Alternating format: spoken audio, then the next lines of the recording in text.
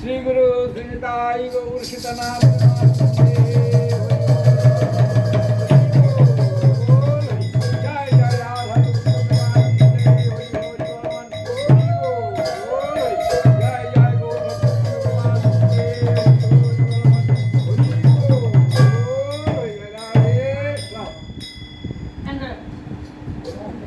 শঙ্কর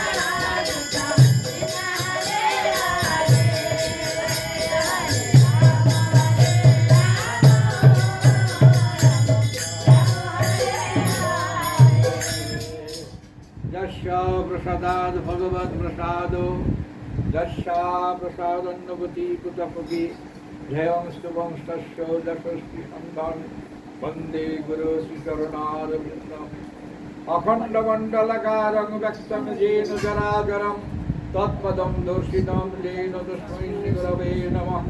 गुरु ब्रह्मा गुरु विष्णु गुरुदेव महेश्वर गुरुरेव परं ब्रह्म तस्मै श्री गुरवे नमः। मन्नाथ श्री जगन्नाथ मद्गुरु श्री जगद्गुरु ममात्मा सर्वभूतात्मा तस्मै श्री गुरवे नमः।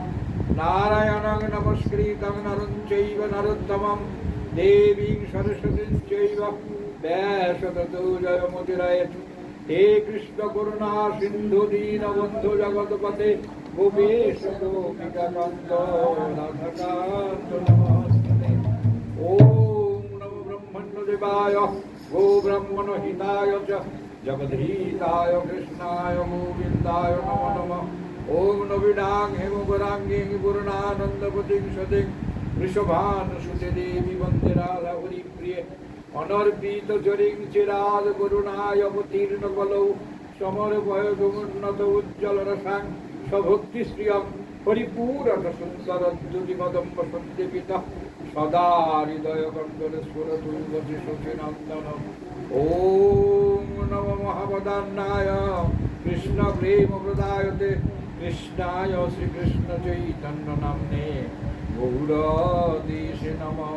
आनंद लीलामय विग्रहाय हेमावदिव्यच्छवि सुंदराय तस्मै महाप्रेम रस प्रदाय चैतन्य चंद्राय नमो नमस्ते। वृंदावै तुलसी वै प्रिया वै केशवस्य कृष्ण भक्ति हृदय देवी सत्यवतै नमो नमः। वाञ्छाकल्पतरुर्भस्य कृपा सिन्धुभ्यैव च पतितानां पावनेभ्यो वैष्णवेभ्यो नमो नमः। मूकं करोति वाचालं ভঙ্গম লঙ্ঘয়তে গিরিম যৎকৃপাতমহং বন্দে পরমানন্দ মাধব। জয় রূপ সনাতন ভট্ট রঘুনাথ, শ্রীজীব গোপাল ভট্ট দাস রঘুনাথ, এই ছয় গোসাইয়ের করি চরণ বন্দন, যাহা হইতে বিঘ্ন নাশ ইষ্ট পুরাণ।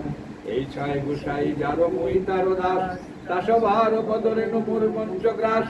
এই ছয় গোসাই যাবে করুণা করিবে, ব্রজে রাধা কৃষ্ণ সেবা অবশ্য পাইবে।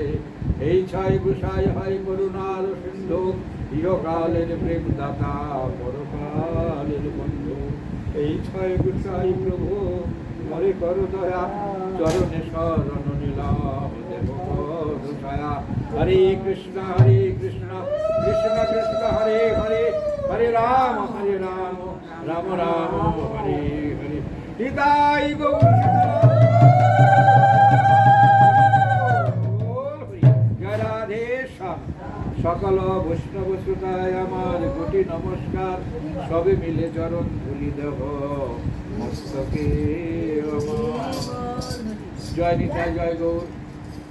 আজকের শুভক্ষণে আমার পরম পূজনীয় শ্রদ্ধার নিত্য ধামগত রমেশ দাস শ্রী অঙ্গনে এই পাঠের সুযোগ পেয়ে আমার আনন্দের সীমা নাই। তিনি আমার ধারণা তিনি সবসময় আছেন, সদা সর্বদাই আছেন। তার কৃপাতে মালদায় আমার যত রকম এইবারই আজকে নূতন নয়, আমার মনে আছে এই অঙ্গনে শ্রী অঙ্গনে বহুবার পরিকথা আস্বাদ ভক্তদের সামনে, এখানে ভক্তদের সেই জন্য আমার কোটি প্রণাম ভক্তদের চরণে। আমি তাই হাগুর যে সবার যেন কৃষ্ণ ভক্তি হয়, এই প্রার্থনা করে দু চারটি পরিকথা বলার মানে প্রয়াস নিচ্ছি আপনাদের কৃপা প্রার্থনা। জয় তাই কলি পাবন অবতার অখিল সমৃদ্ধ সিন্ধু আমার গৌর করি, তার যে আশার তিনি আমাদের কেন এলেন, কি দিয়ে গেলেন, এটাই আমাদের মানে আলোচনার বিষয় এবং এটাই প্রতিপাদ্য। কেননা তিনি যদি না আসতেন, মানে আমরা মহাদেব দেবী সংক্ষেপে বলেছেন, যদি গৌরাঙ্গ না হতো কেমনে হইত, কি মনে ধরিতাম দে শ্রী রাধার মহিমা প্রেম রস সীমা জগতে জানাত কে। আমরা সবাই জানি, কিন্তু তিনি আমাদের কি করলেন, আমরা যে ধামগুলি সন্ধান পেলাম এটা একমাত্র একদিকে শ্রীধাম নবদ্বীপ, আরেকদিকে শ্রীধাম বৃন্দাবন, আরেক দিকে পুরুষোত্তম। যদি গৌরাঙ্গ না আসতেন, এই ধামের মাহাত্ম্য, এই ধামের সন্ধান কলিযুগ কোনো দিন পেত না, অসম্ভব। এই ধামগুলির সন্ধান পৃথিবীর পক্ষে পাওয়া সম্ভব না। সুতরাং আমরা মহাপ্রভুর কাছে কলিজীব মহাপ্রভুকে যা অল্প দিনে স্বল্প পরিসরে যা দিয়ে গেছেন, যুগ যুগান্ত ধরে তার এতটুকু ঋণ শোধ করা সম্ভব না। কিন্তু কলিজীব মানে আমার মতো হতভাগ্য কলিজীব মহাপ্রভু যা দিয়ে গেছেন তার কিঞ্চিত মাত্র গ্রহণের শুধু কতটা পেয়েছি আমার নিজেরই সন্দেহ হয়। কেননা তিনি সমুদ্র, চৈতন্য লীলামৃত সিন্ধু। শ্রীজীব গোস্বামীপাদ রূপ গোস্বামীপাদ বললেন যে আমি ওই সিন্ধুর তীরে দাঁড়িয়ে কল্লুলের এক বিন্দু আস্বাদন করেছি, একটা বিন্দু মাত্র। সেই জায়গায় মাতৃশ বলি যে কতটা আস্বাদন করি আমার নিজের ধারণা মানে নাই, মানে বিশ্বাস হয় না যে আমি এক বিন্দু আস্বাদন করতে পারি কিনা। তবুও ভক্তদের অনুগম পায়, ভক্তদের কি পায়, যতটুকু বলার সেই প্রথমে আসি শ্রীধাম নবদ্বীপ। যদি মানে নবদ্বীপে যদি না যাই, নবদ্বীপ আমরা ছোটবেলায় শুনেছি নবদ্বীপ হচ্ছে বৃন্দাবনের লাইসেন্স, মানে রাস্তা করে দেয়, বৃন্দাবন যাওয়ার অনুমতি দেয় নবদ্বীপ। নবদ্বীপের ভূমিতে গড়ি না দিলে পরে ব্রজে যাওয়ার অধিকার আসে না। তাহলে আমরা নবদ্বীপে গড়ি দিয়ে আমরা সবাই মিলে নবদ্বীপে শ্রীধাম নবদ্বীপে গড়ি দিব এবং সেখান থেকে নিতাই গৌর হরি বলে ব্রজের পথে রওনা দিব।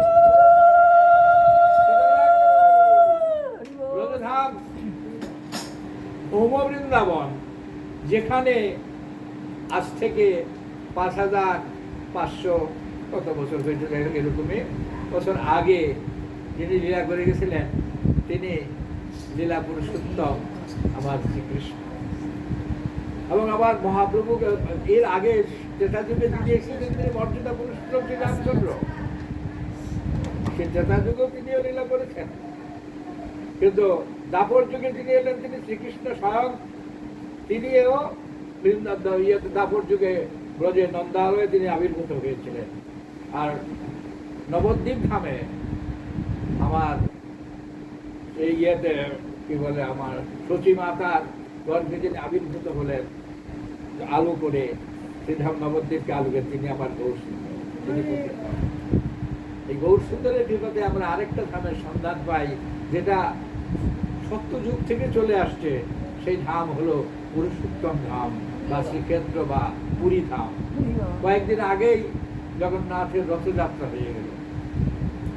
তা আমার মহাপ্রভু না আসলে এই রথাগ্রে যে যত কিছু লীলা হয়েছে, রথাগ্রে নর্তন কীর্তন যা কিছু হয়েছে, গুন্ডিচা মার্জন, এরা মহাপ্রভুর সম্পূর্ণ মানে অবদান।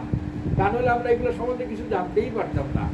আমরা আপনার শ্রীক্ষেত্র ধাম মহিমা গ্রন্থখানি যদিও এখানে এইদিকে পাওয়া যায় না, শ্রীক্ষেত্র ধাম মহিমা বা ওখানে অনেক বেশ কয়েকটা গ্রন্থ পাওয়া যায়, সেখানে যদি আস্বাদন করা যায় জগন্নাথের বিভিন্ন মহিমা জানা যায়। আমার কলির বিগ্রহ জগন্নাথ, জগন্নাথ এমন কোনো মানে ইয়েতে নাই, আসন নাই যেখানে জগন্নাথ নাই। একটাই কারণ, জগন্নাথই আমাদের পথ প্রদর্শক, জগন্নাথ করুণার সিন্ধু, তিনি জগতের নাথ। গৌরহরি সম্বন্ধে মহাপ্রভু মহাজন যেমন বললেন, তুমি একজন আর নও, দুইজন আর নও, বলি জগজন জীবন বল্লভ। তুমি একজন আর নও, দুইজন আর নও, জগজন জীবন বল্লভ। সুতরাং আর সেই গৌরহরি আমাদেরকে পুরুষোত্তম ধামের পরিচয় দিয়েছেন। সুতরাং এই তিনটা ধাম সম্বন্ধে মানে মহাপ্রভুর নির্দেশে যে দিগদর্শন করেছেন যারা, তাদের মধ্যে সরগোস্বামী মানে অন্যতম, অনেকেই ছিলেন। আজকে কারা দিগদর্শন করেন না? বিদ্যাপতি থেকে শুরু করে, বিল্লমঙ্গল থেকে শুরু করে, জয়দেব থেকে শুরু করে, মহাদেবের এরা মহাপ্রভুর অনেক আগে।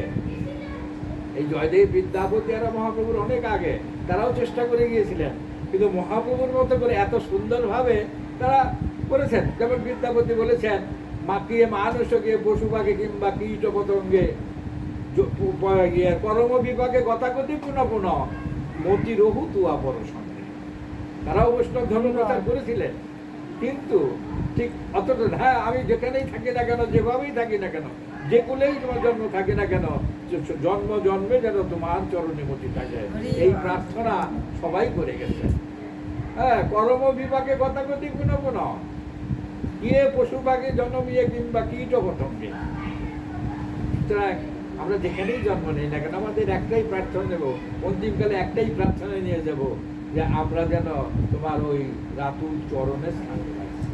বিচ্ছুত আমরা করে দিই, কিন্তু ওইখানে যেতে হলে যা করা উচিত মহাপ্রভু সেই দিক নির্দেশিকা করে গেছেন। গোস্বামী পাদগণ তো করেছেনই, তাছাড়াও মানে প্রেম ভক্তির মহারাজ ছিল ঠাকুর মহাশয়, তিনি সবচেয়ে যে গুরু বন্দনা আমরা করলাম বা গুরু বন্দনা যা কিছু, তিনি কিন্তু এই সব নির্দেশিকা দিয়েছেন আমাদের।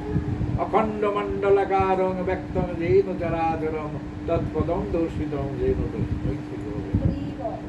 সুতরাং সবার আগে গুরুতত্ত্ব, সবার আগে যিনি নাকি গুরু মানে যিনি অঘু মানে অন্ধকার, গুরু মানে আলো, খুব সহজ কথা, কিন্তু মানে সহজ কথা যেমন, কিন্তু ভজনে অত সহজ না। মহিমায় গুরু কৃষ্ণ এক করি জানো। আমরা গুরুদেবকে মানে আমি বলতে পারি যে আমিও এখনো চিনে উঠতে পারি গুরুদেবের প্রকৃত পরিচয়। আমি আমার আস্বাদন হয় নাই, মনে হয় না। আমি এখনো মনে করি গুরুদেব সাধারণ মানুষ, অথচ আমি কতজনকে আমি বলি, আমি মুখে বলি হরি কাজে অন্ন করি, তাই প্রেম বাড়ি। আমি মুখে বলি হরি কাজে অন্ন করি। গুরুতত্ত্ব জানা অত সহজ তো না, গুরু তো লোকু না তিনি আমরা বন্দনায় বলতে মহিমায় গুরু কৃষ্ণ এক করি জানো, মহিমায় গুরু কৃষ্ণ এক করি জানো, অথচ কাজের বেলায়। সুতরাং সেই দিক থেকে বিচার করতে গেলে কারণ গুরুদেব মহাপ্রভু মানে আবার গীতায় ভগবান দেখেন কতটি আমাদেরকে কলিজীবকে উদ্ধার করার জন্য কারো কিন্তু প্রয়াসের ত্রুটি নাই।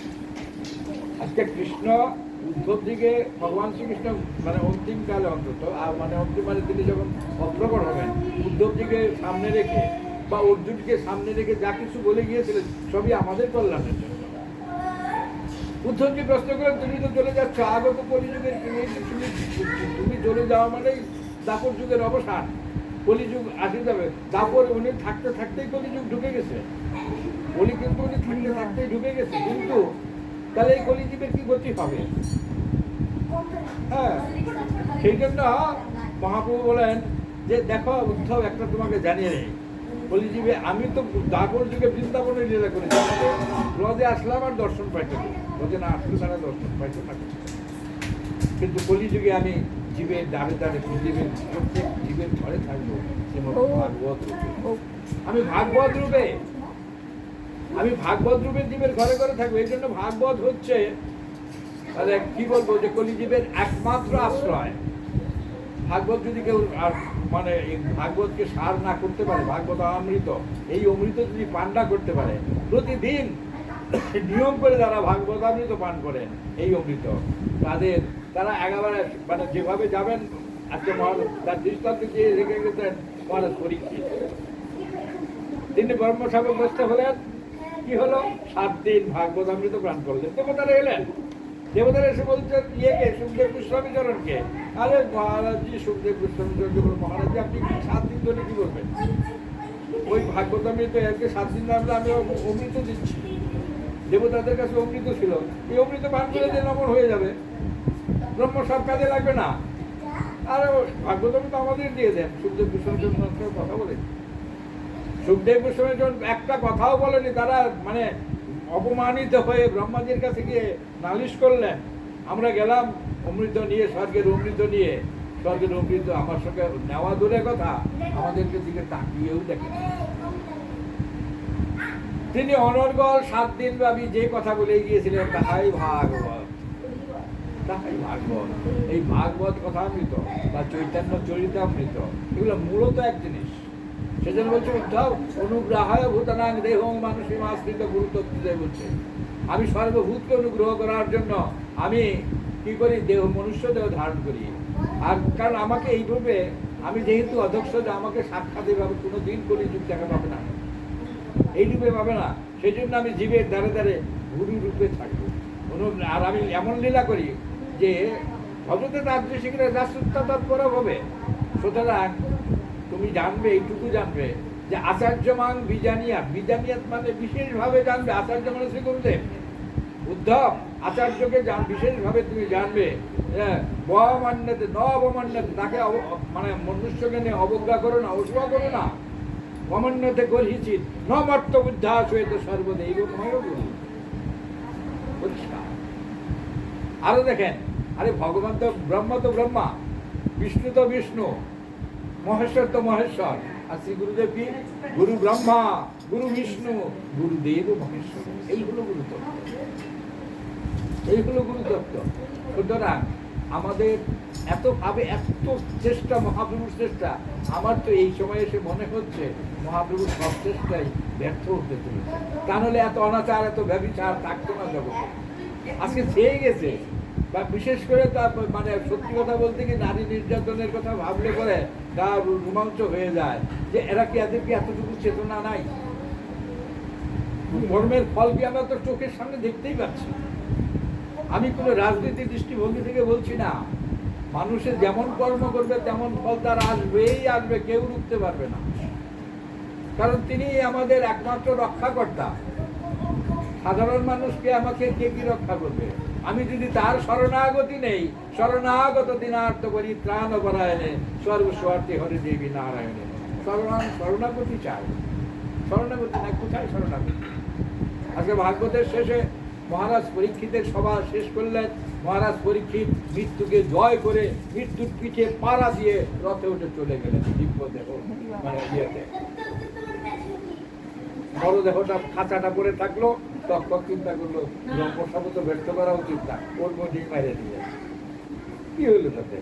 এই দেহটা তো খাবে, এই তো কথা বলা দেখো, এই দেহটা একদিন নষ্ট হবে, কিন্তু যিনি দিব্য দেহ লাভ করে যে চলে গেলেন, সেটা কয়েকজনে দেখতে হচ্ছে, কয়েকজনে দেখতে পাচ্ছে উদ্যমে, মানে মহারাজ পরীক্ষিত কিভাবে চলে গেলেন। এই ভাগবত ভাগবত শ্রবণ করার ফল কলিযুগের প্রত্যেক দিন যেভাবে হোক কিছু প্রসঙ্গ করে শ্রীমদ্ ভগবত গীতা অথবা শ্রীমদ্ ভাগবত, শ্রীমদ্ চৈতন্য চরিতামৃত, সবই ভাগবত। ভাগবত মানে ভগবত সম্বন্ধীয় যাহা কিছু তাহাই ভাগবত। আমাদের মাথায় রাখতে হবে, ভগবত সম্বন্ধীয় যাহা কিছু। একেবারে আমরা কিভাবে স্মরণ করবো, একদম অষ্টাদশ অধ্যায় গীতা যায় বলে অর্জুন তমেব শরণং গচ্ছ সর্বভাবেন ভারত, আর তৎপ্রসাদাৎ পরাঙ্গতি প্রাপ্ত পরম স্থান করে প্রাপ্ত হবে। মানে তমেব মানে তাকে স্মরণ করো, সর্বভাবেন ভারত। এই ভারত মানে অর্জুন, ওখানে অর্জুনকে তিনি অনেক জায়গায় ধনঞ্জয় বলেছেন, অনেক জায়গায় বিভিন্ন নামে অভিহিত করেছেন। সুতরাং আমাদের এতভাবে চেষ্টা করলেন, শ্রীকৃষ্ণও গীতার ভগবত গীতার মধ্যে দিয়ে, উপদেশের মধ্যে দিয়া, গীতা তো উপদেশ সমৃদ্ধ। হ্যাঁ, গীতা তো আর কিছুই না। 18টা অধ্যায় তিনি উচ্চারণ করলেন, বিশ্বকর্মের থেকে নিলেন। মহাভারতের বিশ্বকর্মের 18টা অধ্যায় গীতা 700। প্রতিদিন, আজকেও আমি ওখানে বলেছি যে প্রতিদিন যে গীতা, অন্তত গীতা গীতা গীতা 3বার উচ্চারণ করে পড়ার সময় যদি না পায়, সংসারে যে মাথায় ঠেকিয়ে রাখবে, সেও তার গীতা পাঠের ফল পাবে। 3বার উচ্চারণ করবে গীতা গীতা গীতা। কলিজীবকে আর কত সহজ উপায় দেবে। মহাপ্রভু বললেন, হে কলিজীব মা ভই, হরের নাম হরের নাম হরের নাম ওই মুখে বলাম, বলো নাস্তে ও নাস্তে ও নাস্তে ও হরের নাম ওই মুখে বলো। কি বলছে? আপনাকে বলে না সারা দুনিয়া ঘুরো, তীর্থ পর্যটন নাই প্রয়োজন, কেমনই পণ্ড স্নান, তীর্থের মহিমা আছে, আমি অস্বীকার করবো না, কিন্তু সবার পক্ষে সম্ভব হয় না। আমরা তো কত ঘুরে বেড়েছি, আর এখন ঘর থেকে সম্ভব হয় না, সবার আর্থিক ইয়ে থাকে না। তাতে কি হয়েছে, ঘরে বসে। আর আপনি যদি ভজনশীল হন, বহু দৃষ্টান্ত রয়ে গেছে, ওই মা গঙ্গা কিংবা সমুদ্র আপনার বাড়ির দেশে এইখানে আসবে। ব্রজগোপীরা গোপী আনুগত্যে ভজন কেন, শোকাহ যাও গিয়ে যখন নাকি একেবারে চরণতলে পড়ে গেল, চরণতলে ব্রজের কানাই মানতে জোড়ায় মান, অভিমান এমন মান করে থাকলেন যে গেল না। তখন তিনি কাঁদতে কাঁদতে চলে গেলেন। যখন চলে গেলেন, তখন রাধারানীর মান ভেঙে গেল, আমাকে গোবিন্দকে মিলাই দে। সে যে চলে গেল।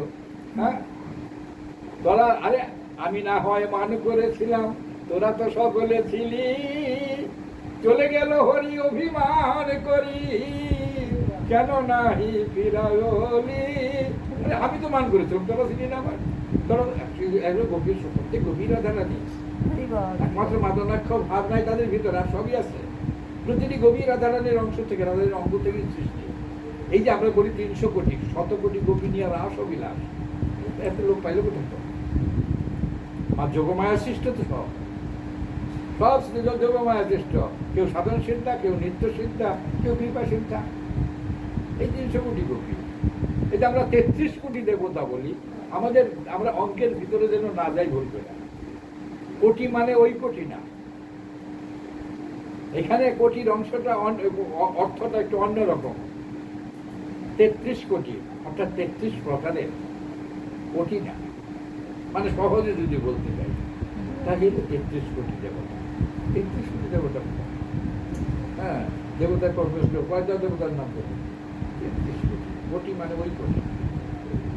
এখন রামকৃষ্ণ বললেন কোটিতে কোটি, এই যে কোটি আছে তার মধ্যে 1 জন।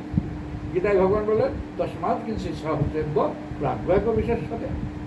আরো বললেন, কি বললেন, যে বহুনাং জন্ম নামন্তে জ্ঞানবান মান প্রবন্ধন্তে বাসুদেব সর্বমিতি সমহাত্মা সুদুর্লভ। আমি কথা বলেছি। তা আমাদেরকে সেই জায়গাটা নিয়ে যদি পথ ধরে চলি, আমি আর কিছু বলতে চাই না, যে পথের নির্দেশিকাগুলো মহাপ্রভুর কথা যা দিয়েছিলেন তার পারিষদগণকে বা গোস্বামীবাদগণকে, তার চেয়ে অনেক বেশি নির্দেশিকা দিয়েছে। স্বামীর গ্রন্থ যদি আমরা আলোচনা করে দেখতে পাই, মহাপ্রভু যতটা আশা করেছেন তার চেয়ে অনেক বেশি তারা করে গিয়েছেন আমাদের জন্য। তা না হলে পরে প্রধানমন্ত্রীর পদ থেকে ছেড়ে সেরা গাথা নেড়া মাথা, মুখে কৃষ্ণ গুণগাথা, হ্যাঁ, কবি উপবাস, কবি বৃক্ষতলে বাস, কবি চানাচর, হ্যাঁ, আনিয়া বনের শাক, আলো বনে পরিপাক, কিছুই না, লবণও দেয় না। এই হলো মানে তাদের। আর এই ত্যাগের তুলনা মিলে জগতে প্রধানমন্ত্রী থেকে শুরু করে। আর আমরা তো একটু দুরস্থ না হলে সেইভাবে যাওয়া যায়। ত্যাগ কাকে বলে স্বামীগণ দেখিয়ে গেছে। সেই জন্য বললেন যে এত দৈন্য যে জিজ্ঞাসিলে বলে মুই চৈতন্যের দাস। বলছে না কবি জানাচন প্রভু কুমার জিজ্ঞাসিলে বলে মুই চৈতন্যের দাস। কত গর্ব করে বলে আমি শ্রী চৈতন্যের দাস। এই দাস হওয়া এবং সেবা করা এটাই হলো আমাদের লক্ষ্য। সেবা বারবার বিভিন্ন শাস্ত্রে একই নির্দেশ, সেবা করো, কৃষ্ণ সেবা, বৈষ্ণব সেবা নিরন্তর করো, হরি নাম সংকীর্তন, মহাপুরু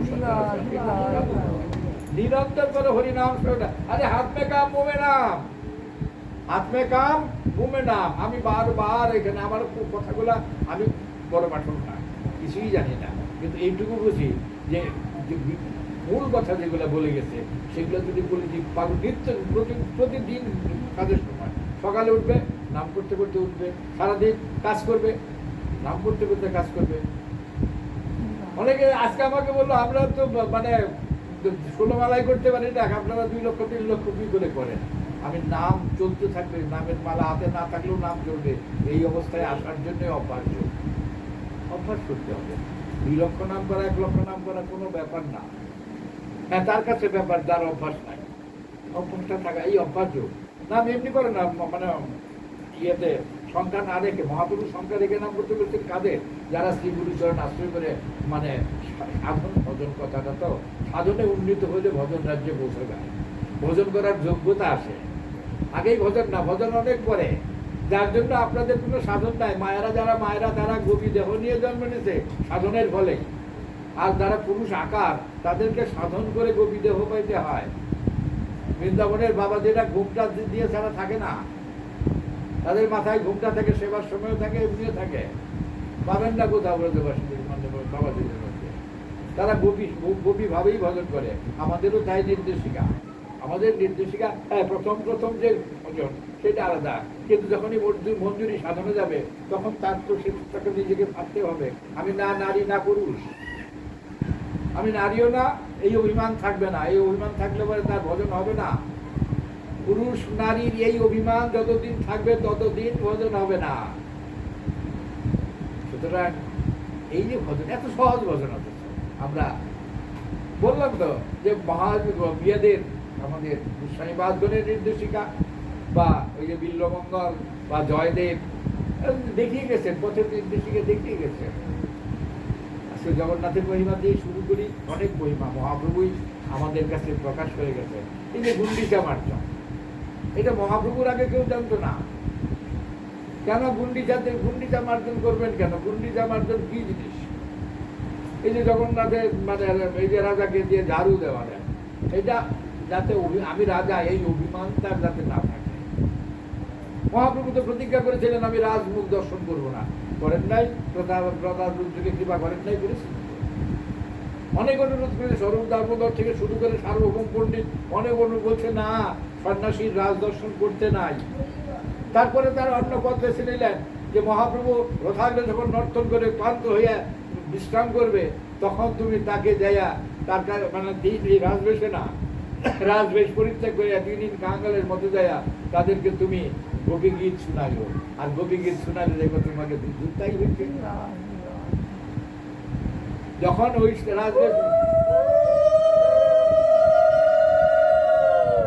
রাজবেশ পরিত্যাগ করলেন তখন তাই হলো। আমরা পরিষ্কার দেখতে পেলাম যে গোপী গীতের শ্লোক পড়লেন প্রতাপরুদ্র, মহাপ্রভু উঠে একেবারে তাকে জড়িয়ে ধরলেন। হ্যাঁ, কিন্তু কি করলেন যে কে তুমি বন্ধু? হ্যাঁ, আমাকে এরকম মানে সেই এত অমৃতর কথা শোনালে, হ্যাঁ, আমার তো দেওয়ার কিছুই নেই, তাই দিলাম তোমায় আমি প্রেম আলিঙ্গন। তোমাকে মহাধন আমাকে দিলা। শুধু এই জিনিসগুলো আমাদেরকে জানতে হবে যে মহাপ্রভুকে কৃপা পেতে হলে অন্য কোনো কিছুর দরকার নাই, কোনো কিছুর দরকার নাই। তিনটা জিনিসকে ত্যাগ করতে হবে। অভিমানং সুরাপানং গৌরবং রৌরবং সমান প্রতিষ্ঠা সুকরি বিষ্ঠা ত্রয়ং তক্তা হরি ভজে। অভিমান থাকা চলবে না বাবু, আর কি থাকা চলবে না? গর্ব করা চলবে না। আমি উচ্চবর্ণ, আমি উচ্চ শিক্ষিত, এই গর্বটা থাকে। গৌরবং রৌরবং সমান।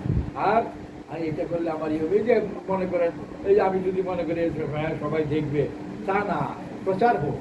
আমাদের উদ্দেশ্য হচ্ছে হরিনাম প্রচার করা।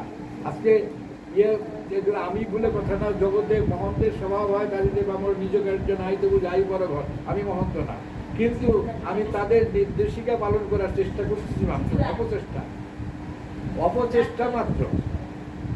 সুতরাং আমাদের কাজই হলো যতটা পারা যায় জীবের দ্বারে দ্বারে পৌঁছে দেওয়া নামের। এই যে শ্রীনামের কি যে মহিমা, এই সামান্য। হরে কৃষ্ণ কৃষ্ণ কৃষ্ণ হরে হরে, হরে রাম রাম রাম হরে হরে। এই 16 নাম 32 অক্ষরের মধ্যে নিখিল শাস্ত্র বিরাজিত। মহাপ্রভু শিক্ষাষ্টক বলছে একটা সমুদ্রকে ঘরার মধ্যে ভরে রেখেছে। মহাপ্রভু প্রথমেই বলে দিলেন যে ভজনের জিনিস কত সুন্দর কথা, চেয়ে দর্পণ মার্জনা। আমার তো জন্মান্তরে যে একটা দর্পণ ঘরে না থাকলে 2 মাস এসে মুখ দেখলে মুখ দেখা যায় না, পরিষ্কার করতে হয়। আমার জন্মান্তরের কালিমা জমে আছে। চিত্তরূপ দর্পণটাকে মার্জন করো কি দিয়ে? ওই সার দিয়ে না, হরিনাম রূপ ডিটারজেন্ট দিয়ে। নিরন্তর হরিনাম করো, তোমার চিত্তের দর্পণ মার্জন হবে। ঠাকুর মশাই বলছে ভজন হয়, সাধুর সঙ্গে কি হয়? ভজন হয় মার্জন, অনুশীলনের দ্বারা। কি বলেন নাই? ঠাকুর মশাই থেকে শুরু করে আজকে ঠাকুর মশাই না থাকলে আমরা এত কিছু জানতেই পারতাম না। অপার করুণা করে তিনি অহৈতুক জানিয়ে গেলেন। আজকে প্রেম ভক্তির মহারাজ তিনি। সুতরাং আমরা এদেরকে একটু এদের পথ যদি বিন্দু মাত্র অনুসরণ করতে পারি, অনুকরণ না অনুসরণ করতে হবে আমাদের। আমরা শরণাগতি নিতে হবে আমাদের তাদের চরণে। প্রতিদিন উঠে এদের কথা স্মরণ করে প্রথমে দিনের কাজ যদি আমি শুরু করতে পারি, এদেরকে চরণে দণ্ডবত নিতে হইয়া যে আমি যেন বিপথে না চলি, আমি যেন আম চিন্তা না করি, এই প্রার্থনা করে সকালের কাজ শুরু করে দেখেন তো কিছুই না। আস্তে আস্তে যত দিন যাবে